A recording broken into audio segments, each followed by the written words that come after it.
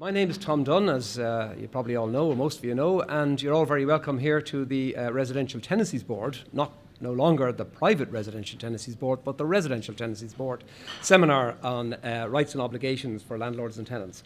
Excuse me.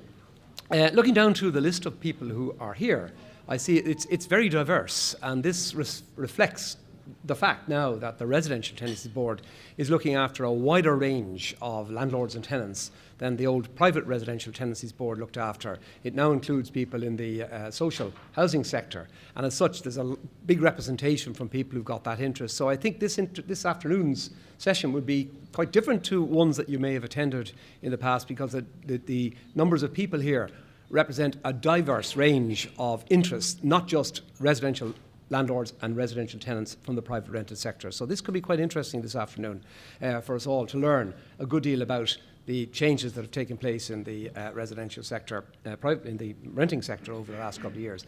The focus this afternoon is mostly on the technicalities around the legislation. The intention is to inform people about the operations of the existing legislation. I don't think really this is the place where we would have a policy discussion about the future of the sector, which I am sure is at the front of everyone's mind here, given the fact that there is a motion before the Dáil to bring in a greater degree of rent certainty than is provided for in the existing Act.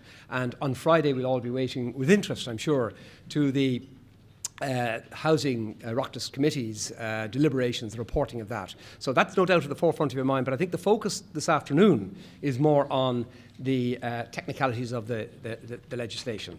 So we will be getting away shortly, getting into the meat of it. I just asked Rosalind to say a few words to welcome you all too, and then we'll look forward with interest to what everybody has to say. Thanks.